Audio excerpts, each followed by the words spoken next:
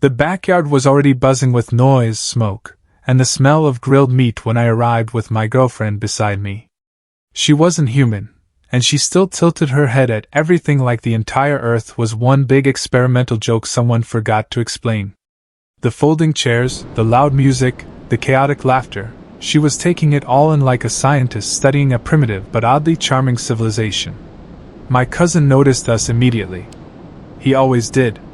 He stood near the grill like he owned the concept of fire itself, flipping meat with exaggerated confidence and flexing at random intervals whenever someone looked in his direction.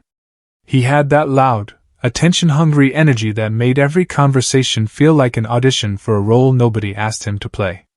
"Well, look who finally showed up," he called out, loud enough for half the yard to hear. "Did you bring your space girlfriend again?" A few people chuckled.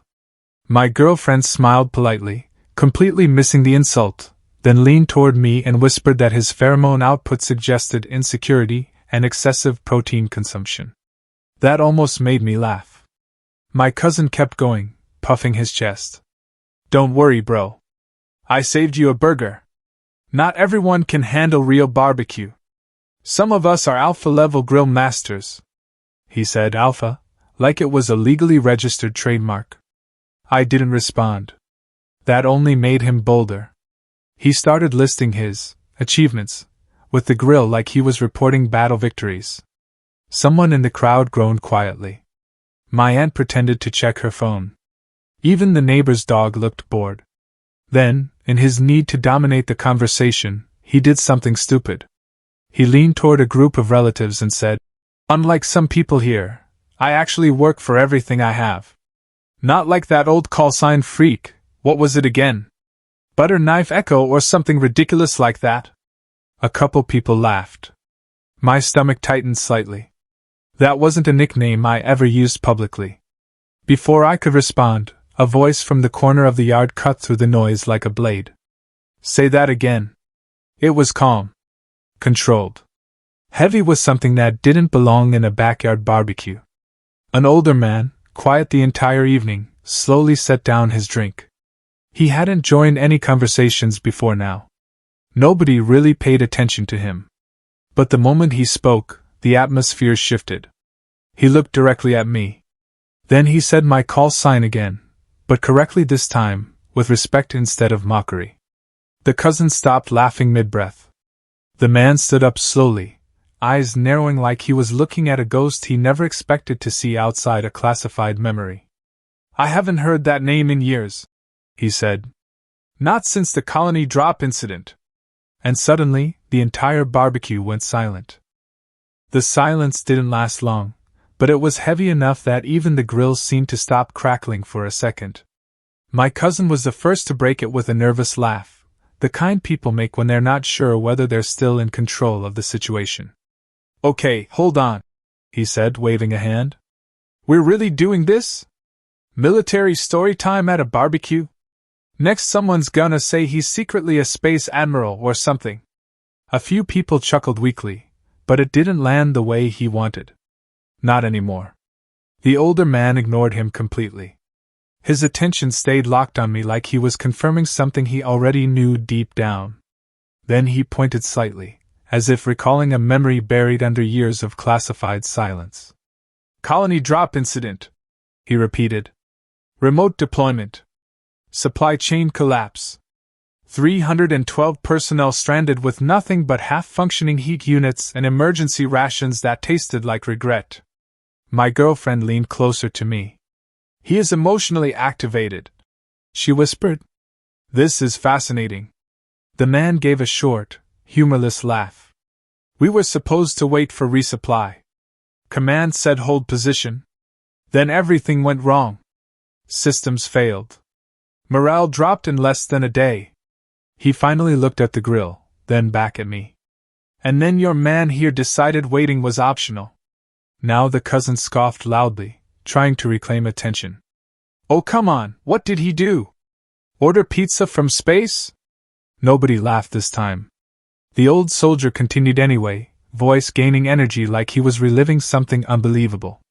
"He took broken field equipment, jury-rigged heating units, and whatever alien produce we could barter from the local settlement, and he started cooking.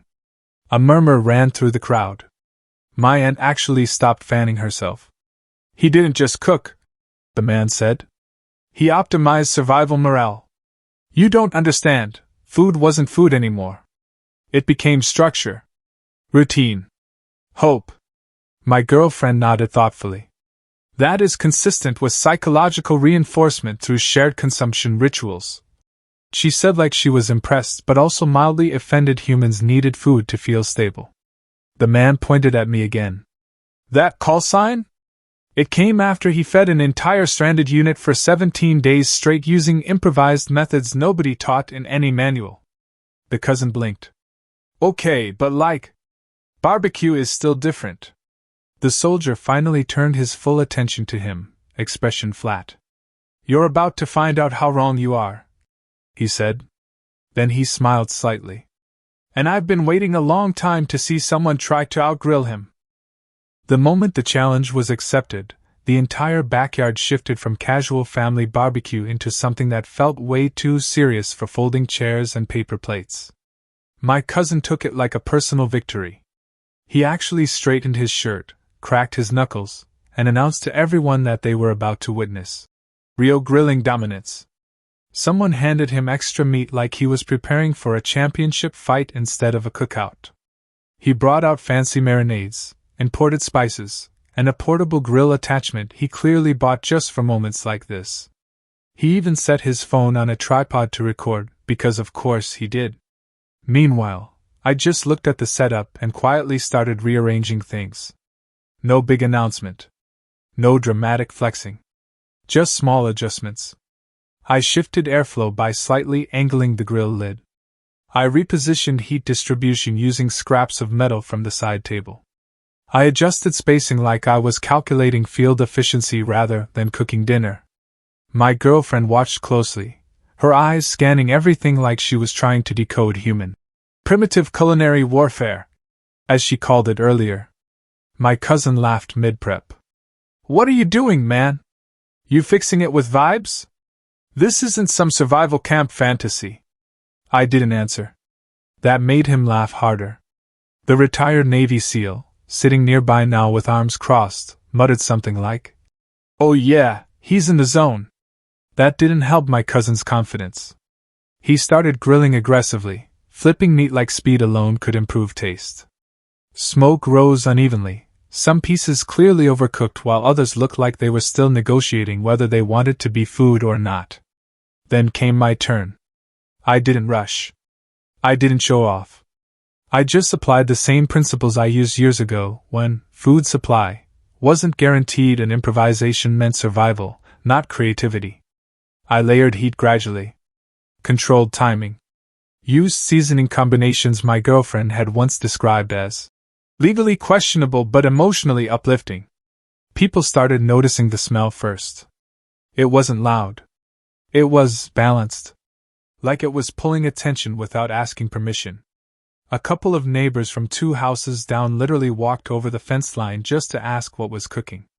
Even a passing alien courier paused mid-flight hover outside the yard, sniffed the air through some external sensor, and slowly descended like they couldn't resist curiosity. My cousin noticed the crowd reaction and panicked slightly. He turned his grill up higher. Bad move. The smoke got worse. Someone coughed. My girlfriend calmly handed out samples of what I had prepared, explaining to guests how certain seasoning compounds reacted better under controlled thermal cycles. Nobody understood her explanation, but they kept eating anyway. Then the retired Navy SEAL took a bite. He didn't say anything for a full 5 seconds. Then he just nodded once.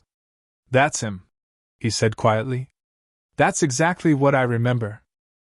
The final moment didn't need announcing. Everyone already knew. My cousin stood behind his grill like a man refusing to accept gravity.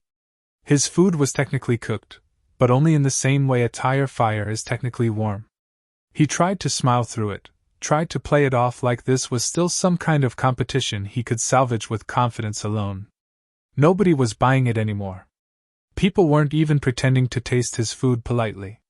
They were already gathered around my side of the yard, plates full, coming back for seconds without hesitation. Even the neighbor's kid, who had spent the entire evening running around screaming, was now quietly focused on eating like he had discovered a new life purpose. The retired Navy SEAL finally stood up again, brushing crumbs off his hands. He looked around the yard once, then spoke loud enough for everyone to hear. "I've served with a lot of people," he said.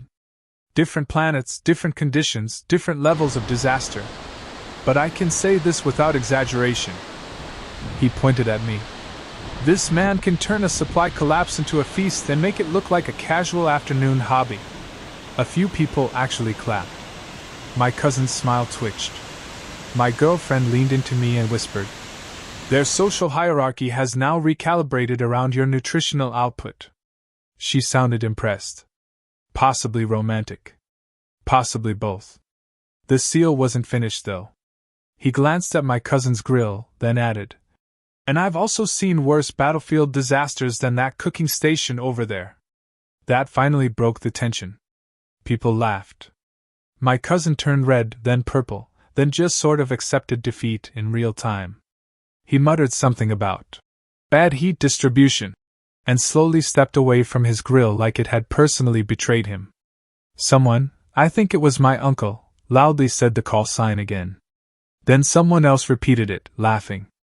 Within minutes, it spread through the entire group like a running joke that had finally found its perfect victim. My cousin was now permanently associated with humiliation. Meanwhile, my girlfriend looked at me with genuine admiration. Not the polite kind. The curious, analytical, slightly affectionate kind that made her usually calm expression soften. "You survived extreme scarcity scenarios," she said. "You engineered morale through food.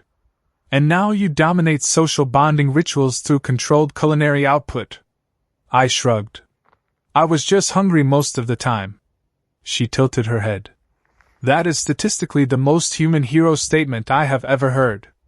Later, as the barbecue wound down, she quietly took my hand while everyone was still laughing around us. Not for attention. Just because she felt like it. The retired Navy SEAL passed by and gave me a final nod. "Next time you're around," he said, "don't bring food. Just bring yourself. We'll handle the chaos." My cousin, now stuck cleaning both grills, groaned loudly in the background. And for the first time all day, I didn't have to say anything at all for the story to end exactly how it should.